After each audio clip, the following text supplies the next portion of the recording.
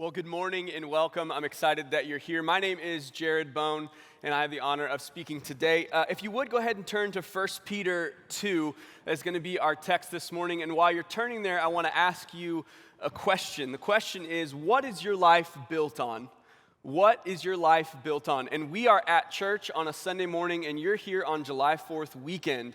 So you probably have the right answer tucked away somewhere, that the right answer is, what is your life built on? Is Jesus, is God, is his firm foundation of our faith in him. But as I think about this question, and what we'll talk about today is, if you think about what your life is built on being a foundation, there might be one corner that you've built some things on that are really good in building your life on Jesus, but there might be two or three other corners that are built on some things that you are doing in your own power or on your own will. I want to talk to you this morning about a tower called Millennium Towers. It's in downtown San Francisco, and Millennium Towers is one tower that's over 600 feet tall and one that's a little over 200 feet tall. But it was finished, I think, in 2012, but right after that, they started realizing that whether it was the construction method, the foundation method, or construction that happened near it afterwards, that the foundation of the northwest corner of Millennium Towers, the large tower of Millennium Towers, was beginning to sink. And when they realized it, they went in and started to drill pillars in deeper so that they could have something to stop the movement of the tower. And they think that that movement dropped it 10 inches lower. So they think that this tower is now between 16 and 20 inches falling on the northwest corner. The foundation is crumbling, and they're not sure why. They're not sure what's going to fix it. But the top of the tower, because it's so tall, 645 feet tall at the very height of it, is leaning over 2 feet. It's 26 inches as of 2021, and they think it's leaning up to 3 inches a year, and it's going to keep getting worse until they fix the foundation. And I read an article this morning that said that 40 inches, the total 40 inches, if it gets to that amount of lean, then the plumbing and elevators will no longer work. So here we have a tower that is mostly residential in a city that has residential issues. They have issues with putting people in homes. It's one of the most expensive districts to find a home in the United States. And they built this tower tall so that they could fit a lot of people in it. And honestly, from really far away, it may not look really bad, but once you get close to it and you see the rest of the skyline in relation to it, you see that it has a little lean to it. Not quite the Leaning Tower of Pisa, but it's getting there, right? That if you didn't know, if you didn't dig down in the basement, if you didn't see, 10 inches isn't a huge deal, but it's enough. 16 inches, 20 inches, is that really that big of a deal? But at the end of the day, that building might end up being uninhabited or unable to be lived in because of these issues in its foundation. And I think if we're honest, if we think about what our life is built on, our life is not a tower that's $350 million. It's not 58 stories tall, but our life is something that God intended to have purpose and meaning. That he meant for us to belong to something. He meant for us to have a foundation in our lives that's not built on things that will crumble and fall. A lot of us will put our foundation in our own ability. You might have something that you're good at, and it might be the thing that you make money with, and that's a great thing. But sometimes that's what we build our life on. That's what we start to build up who we are, our identity, our hope, and what we're able to do. And that's what we start to build our life onto, is our ability. It might be our physical appearance. It might be, hey, because I look a certain way, I can get by. Because I look this way, I can get by with certain things. I can build my life on the way that I look. On money, I've always had a certain amount of money in the bank, and I've been able to act and live a certain way because of that money. So I'm going to build my life on that. Maybe it's family. Maybe it's because you have the right last name. You can kind of say, well, I don't know if you've heard, this is my last name, so I kind of belong here. And we start to build our life on different things. Or maybe it's just you've done things right. You have done things the way that the American dream, the way that our culture and society says to live. And you're saying, okay, my foundation should be strong because I'm doing everything that I know to be correct. Maybe it's just you saying, I'm a good person. If you outweighed the good with the bad, my scales would be in a good space.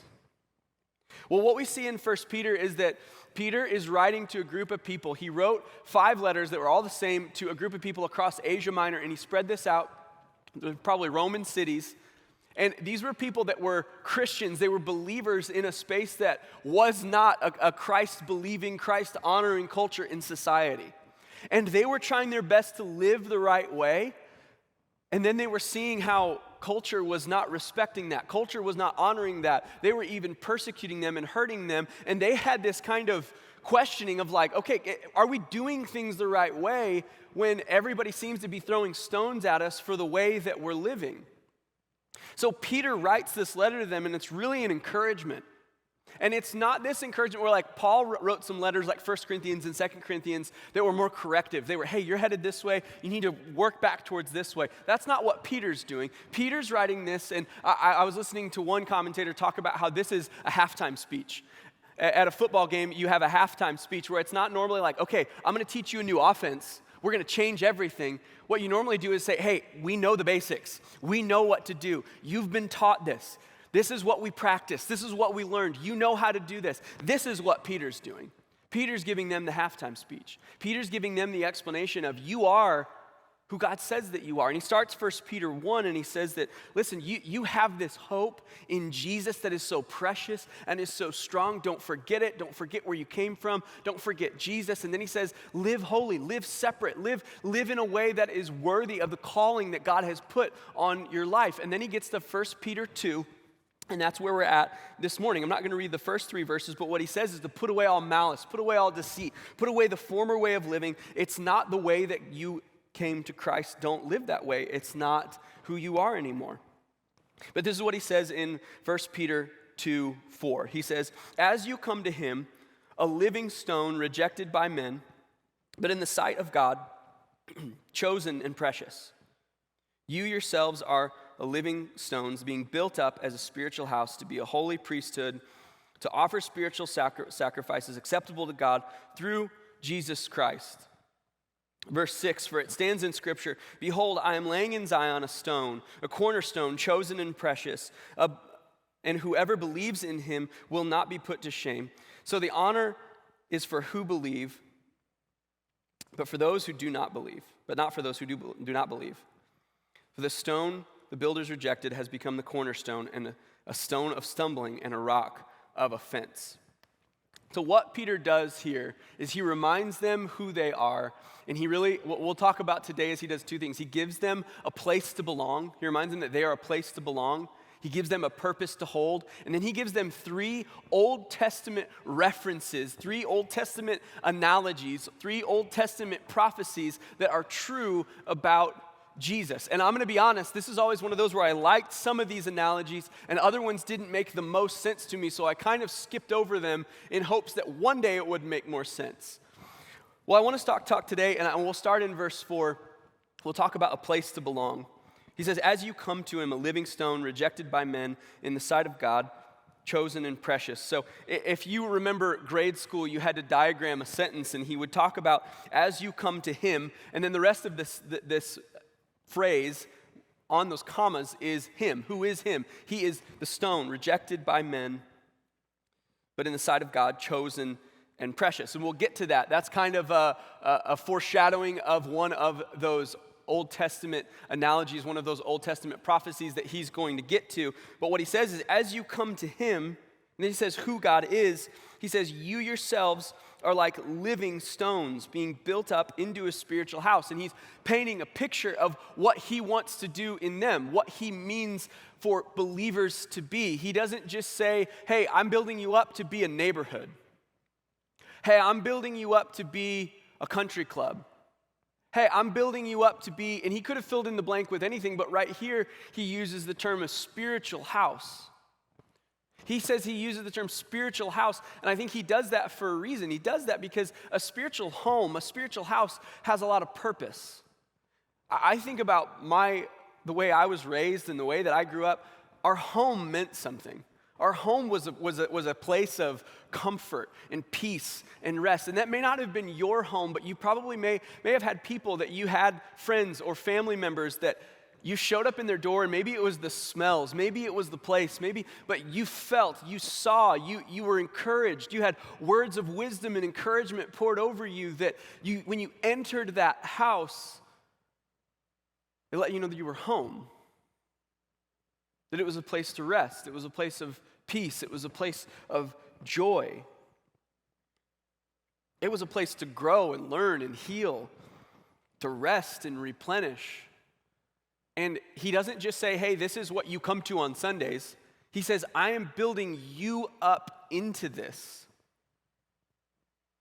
That he's taking each of us, each with our brokenness, each of us with our sin, each of us with our messed up backgrounds and past, and he's saying, I'm building you up into this thing that you can't become on your own. A spiritual house. And then he says it's living stones. What's the importance of him saying living stones? He calls himself the living stone earlier, and when he says you are like living stones, what he's saying is not that like, hey, you are me, you are the same as me. What he's saying is that you are spiritually alive. When we think of a home, we think of how a home can fall into decay. If you don't care for a home, termites get in and things can happen to that house, and the roof can cave in and water gets in and ruins everything, and mold and decay and all these things. What he's saying is that this house is living and active, and that we get to be a part of this. He's giving us a place to belong, a place to live, a place to serve. It's not dead. And he's saying we're built into a house. There's some meaning and purpose behind this, that he's saying it's both a place to belong and it's a place for us to be together. One of the issues with this is that we don't get to just go, listen, I'll go build my house away from you and your house. He's building a house, a singular house, the church. He's building it up one. So that all believers, all the people that call Jesus Lord, all the people that say, I'm sinful, I need Christ, we get to live in this house. We get to be this house. And we get to do it together. And it gives us a place to belong. The second thing that he says is to be a holy priesthood, to become a holy priesthood.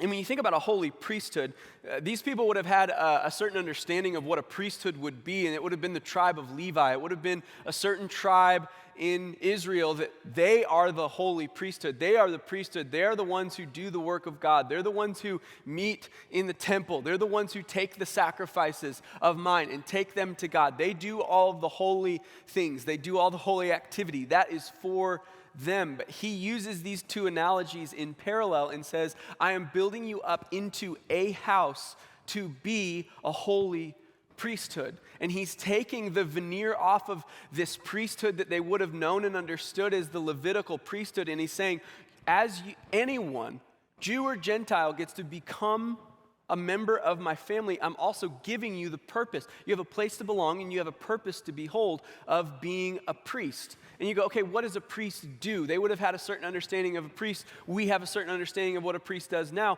But their understanding of what a priest would do is that they would take the people to God, and they would take God to the people. And we have this opportunity now. As members of the house of God, he gives us this title, this role, this identity that he gives us. It's not something that we can work towards or earn. It's something he gives us. And you think about that role of taking people to God and God to people. How does one begin to do that? And I just love in verse 9, if you look down, he uses this phrase again. He says, but you're a chosen race, a royal priesthood, a holy nation, a people for his own possessions. And this is one of my favorite sections of Scripture. It says that you may proclaim the excellencies of him who brought you out of darkness and into marvelous light. That you may proclaim the excellencies of him who brought you out of darkness and into marvelous light. If we are people that have been in darkness and have been brought into light, we have something excellent to proclaim. You know what that means? Proclaim, tell the excellencies, the goodness of him who brought you out of darkness and into the light of God. Tell the goodness of God. Man, I've been so encouraged by some of you in the past and even today of, man, just telling the goodness of God. Can I tell you about what God's done for us in the past? Even this morning, me and my wife are starting to adopt. And so many of you have surprised us with stories. Oh, did you know my son is adopted? Did you know my daughter is adopted? You know, we've got adoption in our family. We've got several people who have adopted. It takes a long process, but it's good. It's encouraging. It's encouraging to proclaim the goodness of God to the people around us, whether we know, okay, I know that they need to hear this good word from God or not. The people that have encouraged me sometimes didn't know they were encouraging me. Sometimes they probably knew I needed it. But sometimes I just catch people proclaiming the goodness of God in their lives. And man, it excites me. It makes me want to proclaim His goodness in my life. That we get to just share, God's done this for me, and now I get to just share it with you. Can I just be the bridge for you to understand what God's done for me? And we get to proclaim the excellencies of Him who brought us out of darkness and into marvelous light. The second thing that priests do is that they serve. They serve people. What does your life look like in the way that you serve people and the words that you show Christ to people? When I'm reading through this week, that was a hard truth. Because you know who it's easiest to serve in my life? Me. I wake up and I think about what I want to eat. I wake up and I think about my day. I wake up and I think about my commute to work. I wake up and I think about the things that I need to do at work. I get to work and I think about what I'm going to eat for lunch. I get done with lunch and I think about what I'm going to do when I get back from lunch for work. When I start finishing up work, I start thinking about what I'm going to eat for dinner. Selfishness is ingrained in us. It is not hard to find. But I think our life is going to start to be defined by Christ when we start to define our lives by service to other people. And then he says that they're holy. This isn't just like, oh, you get to go be a priest on your own. Again, there's an attitude of togetherness with it. You can't be a priesthood on your own. You're a priesthood together with other people. And then he says you're holy, you're set apart, you're different, you have a purpose and a meaning. And he says these two things. He uses this place to belong and this purpose to hold. And he says, how do you get there? What's the avenue? What's the direction? What's the path? How do you get there? And it's the first 5 words of verse 4. He says, as you come to him. We don't become these things by sheer hard work. We don't become these things because we want to become them. We might have the desire, but we become these things because we've spent time with our King. I think about John where it says that he is the vine and we are the branches. And it talks about the fruit that those branches bear. Those branches don't bear fruit because they're awesome branches. Those branches bear fruit because they're connected to the vine. Our ability to follow Christ is not about our ability to follow Christ. It's about our proximity to him. It says, as you come to him. What does that look like for you? How do you just come to him? I think about this as just an attitude of humility, a consistent attitude of humility, habitual, consistent, personal humility. And why the word humility? Because I think that at the core of this, why would we keep coming to him who's rejected by men but chosen by God? The world would look at us and say, why do you keep going back to that book? Why do you keep going back to that person that died on a cross who you say is raised? Why? Because we know that at our core, we are broken and needy and we need Christ to come in and save us and change us. We're unable to do this on our own. We need Christ. I think about Jeremiah 29:12 through 14. It says, then you will call upon me and come and pray to me and I will hear you. You will seek me and find me. And when you seek me with your whole heart, I will be found by you, declares the Lord. What a good promise. That when we look for God, we'll find him. Now, this is not salvation. This is not you have to go and find God. That is, God has searched you out and found you, loves you, sacrificed for you, gave up his son for you. And now we live our life in repayment of this debt that he paid off for us that we could never go and do on our own. And we know that because at the end of verse 5, it says that these holy priesthood, that we offer spiritual sacrifices. What is that? That's obedience to God and service to people. But then it says that they're acceptable to God through Christ Jesus. That means if you were to separate Christ Jesus from the works that we do, those works are not acceptable to Christ, to God.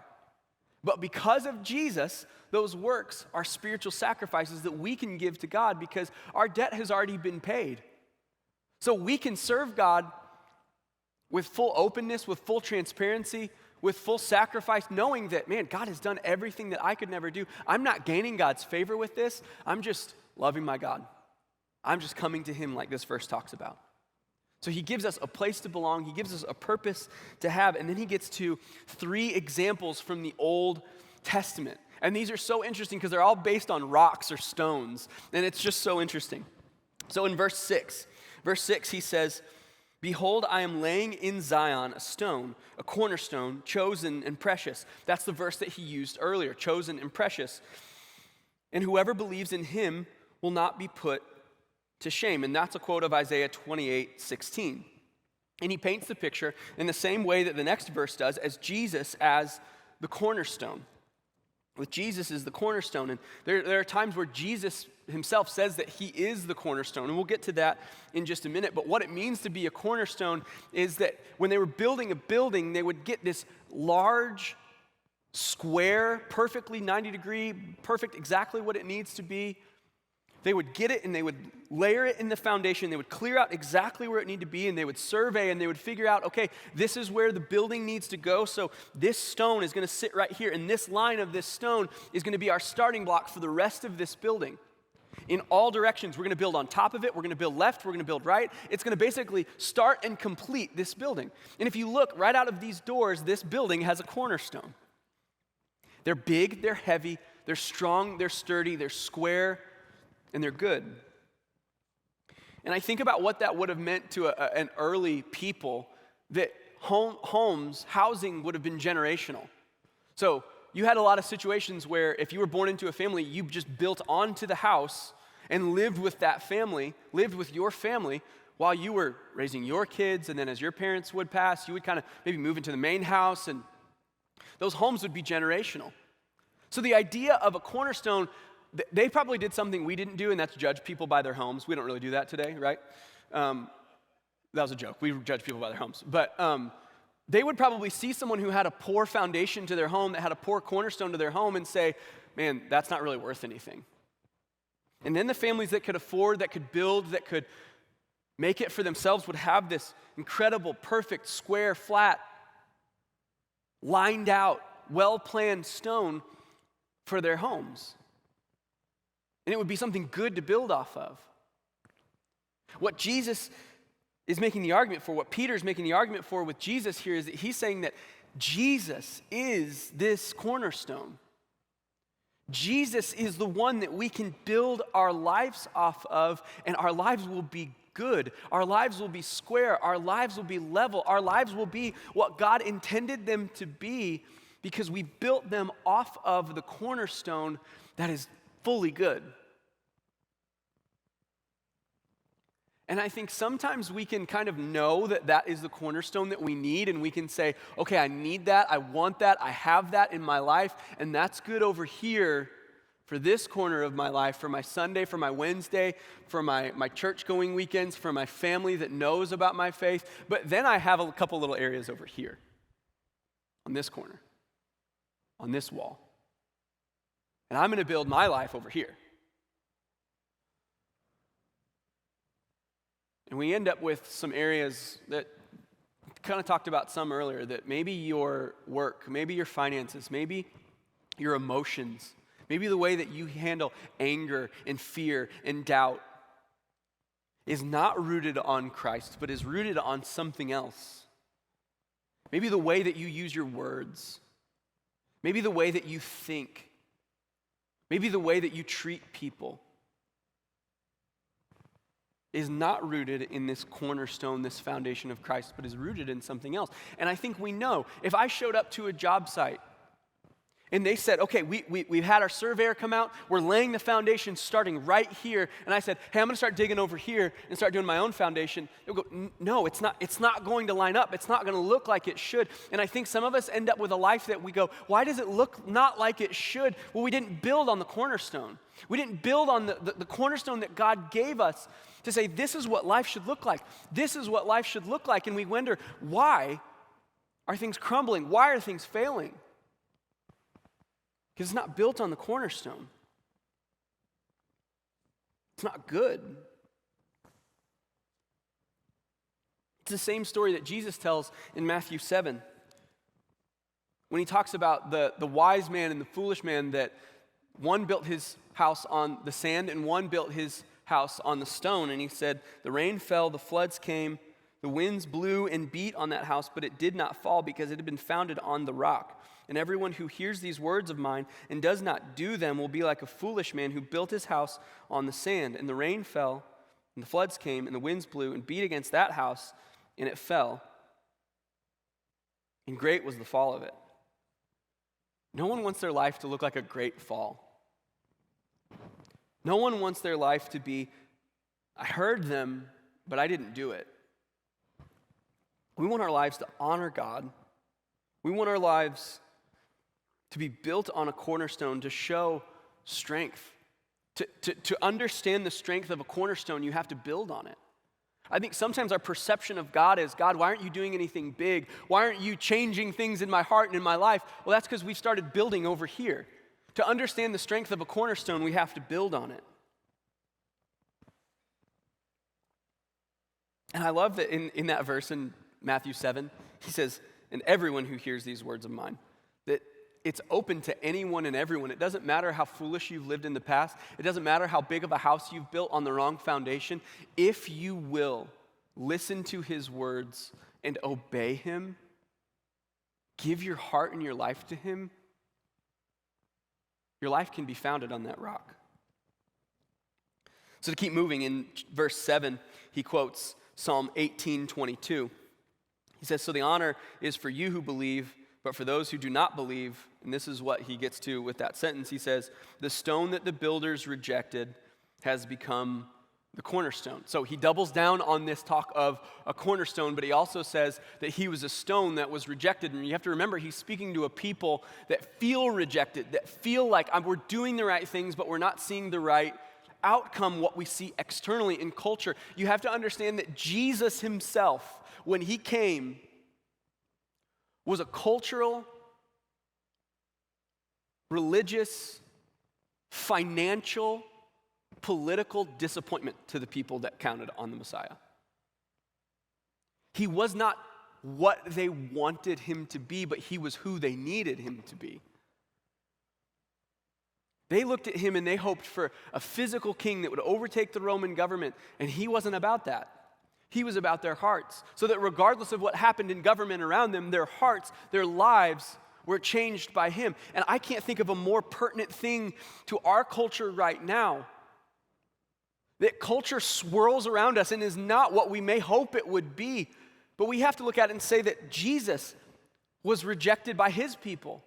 So why do we think that we would be accepted by ours?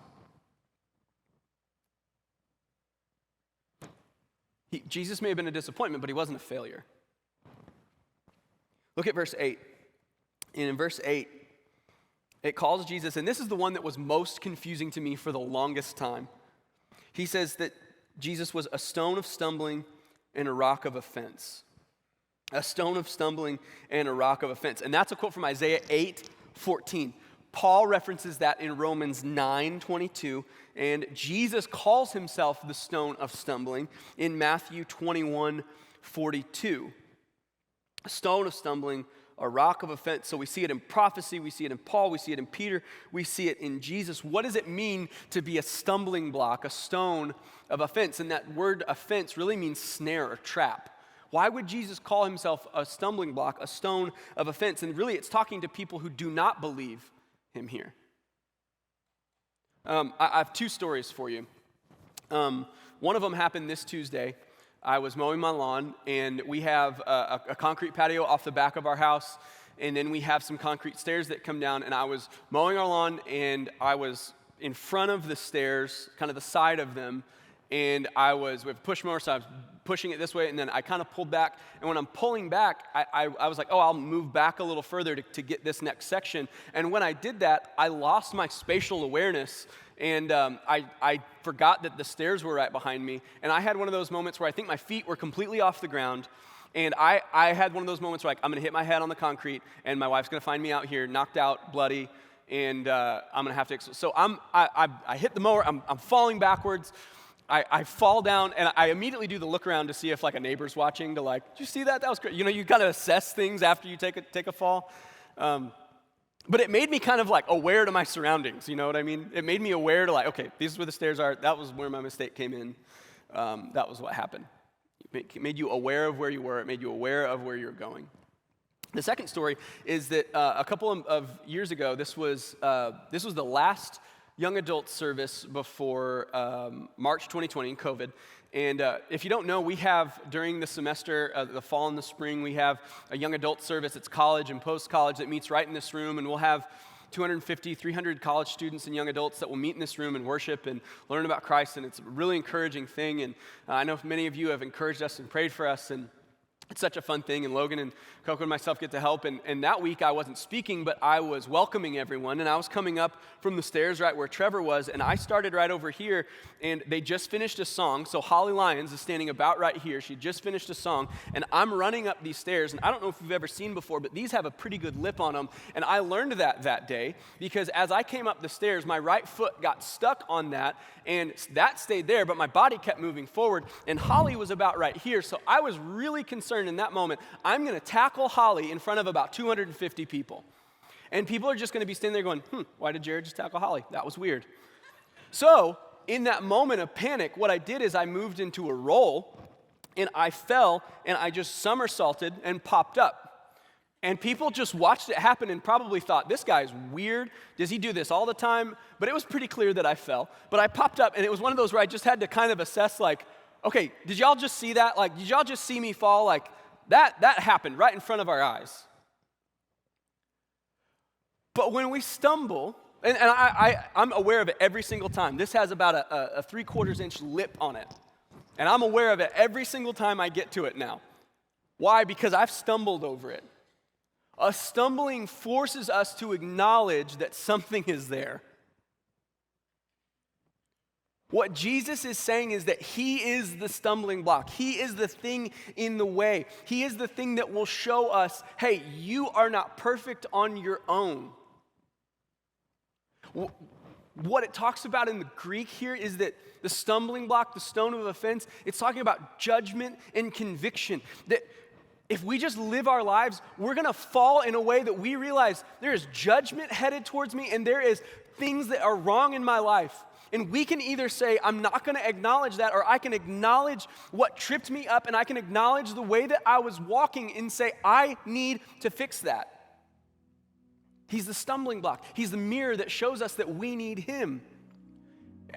We get to work with young adults, and we get to hear the term, like some guys and girls will get in relationships, and they'll get hung up, caught up on another person. They never really moved on emotionally. They get caught up.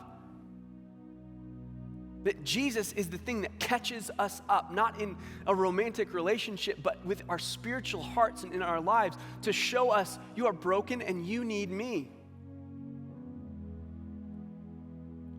So what Peter does here, and I feel like this took me so long to understand, he creates this contrast where he says Jesus is either the cornerstone that we build our life of, or he's the stumbling block that we won't ever get over. And we have that choice. And it's the most important choice that we can make. And I think Christians sometimes will stumble over things, and if it doesn't lead us to the cornerstone, we're missing it. We're staying at the stumbling block. I think we do that all the time. But we're missing to see the strength of the cornerstone because we're not building off of it. I think about who wrote this book, that Peter wrote this book. And to think about Peter with his experience with Jesus, I love reading about Peter because Peter was kind of a dummy. Peter made mistakes. Peter didn't make small little mistakes that kind of got brushed under the rug. Peter made big swings and misses. When Jesus is going to the Mount of Olives and he's getting ready to be taken away, Peter pulls out a knife and says, "Not on my watch," and cuts a dude's ear off. I mean, he's taking some big swings out here. Peter was also the guy that would go on to, when Jesus is on his way to the cross, and on the cross, Jesus foretold this. He knew it would happen. But he says, Peter, you will deny me 3 times. That there were 3 different instances where people looked at him in the eye and said, hey, aren't you that guy who knows and is close to Jesus? And he said, no, it's not me. You're thinking of the wrong guy. So when Peter is here saying, hey, I've made mistakes, I'm the first one that has made a mistake, he knows it. He's the first one. But I want you to look at something, an interaction between Peter and Jesus in Matthew 16.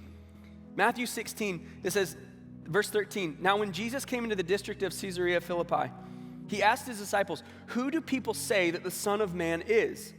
And they say, some say John the Baptist, others say Elijah, others say Jeremiah or one of the prophets. And this is the Sunday school, this is the church-giving answer. Well, this is what some people say you are. This is what some people say the Messiah will be. They give this answer that is very standard, that is very, everyone that was a Jew would have known these answers. And he said to them, but who do you say that I am? What will count in your life is not what everyone else says the cornerstone is. What matters is who you will say Jesus is. It's personal. It doesn't matter what your last name is. It doesn't matter how much money you have in the bank. Who do you say that Jesus is? And Simon Peter replied, you are the Christ, the Son of the living God. He answers, you are my Lord. You are God himself. You are the Christ. You are the Messiah. You are the one that we have been waiting for. And look at Jesus' response. Jesus answered him, blessed are you, Simon Bar-Jonah. For flesh and blood has not revealed this to you, but my Father who's in heaven. And I tell you, you are Peter. And on this rock I will build my church, and the gates of hell shall not prevail against it. I will give you the keys of the kingdom of heaven, and whatever you bind on earth shall be bound in heaven, and whatever you loose on earth shall be loosed in heaven. Peter had this understanding with this term of a rock. He said, I get to be one of the living stones because I saw that Jesus was my cornerstone. Everyone else might have been tripped up, but I saw that Jesus was my cornerstone, and I said, I don't have anything else to live. I don't have any other hope. It's all about Jesus. Did that mean he was going to make any more mistakes? Yes, he still made mistakes. This was before he denied Jesus 3 times. This is before he cuts a guy's ear off of. But what we see is that God offers this hope. Jesus offers this hope to those who will declare him as Lord, those who will declare him as chief, sits in the driver's seat, the most important, the one who gets to make the decisions. And it comes down to the question, who do you say that I am? We'll either be tripped up or we'll build our life on him. And it's the most important thing about us. Will you bow your head? This is the most defining thing about you. There are theologians that said the most important thing about you are what comes into your mind when you think about Christ. Who's Jesus? Not in theory, not the Sunday school answer, not, oh, it's Sunday and I made it to church on July 4th, look at me go. Who is Jesus? Are there corners of your life that you have not built on him, Christian? And if you're here and you're not a believer, how do we start to build on him? We call on his name. God, I'm broken and I need you. It can be that simple. The verse that I walked through earlier, proclaim the excellencies of him who brought you out of darkness and into marvelous light. What if you just tell God in this moment, God, I've been walking in darkness, but because of Jesus, I can walk in light. Because of what he did for me on the cross, I can walk with you in light. In Romans 10 talks about how if we confess with our mouth and believe in our heart, then he will save us. Part of that is confessing with your mouth. So I want to ask you, on a July 4th weekend, if you're here, you're watching online, and you'd say, I've not put my hope in Jesus, I challenge you to do that today and to confess it, to take that act of obedience. Whether that's on a connection card, whether that's somebody at Next Steps after this. Maybe today you need to say, God, I've been building off of a different part of the foundation than your cornerstone. And I want to repent. I want to run back to you. I want to build my life on you. I want to do that today. The beauty about church is that This is not a collection of people that have figured things out. This is a collection of people that know that they're broken and need Jesus. So we get to come together and celebrate when we get to have those moments. Would you pray with me and then we'll sing? God, we love you. We're thankful for what you've done in our hearts and in our lives and what you've done for us on the cross. And God, we thank you that you are a cornerstone that is worthy of building our life off of. And God, I pray today that if there's one that has not built their life on you, God, that they would confess with their mouth and believe in their heart that you are Lord. You are the one who makes decisions. You are the one who gives us life. And God, it would change them forever. God, we love you. We thank you. In your holy name, amen.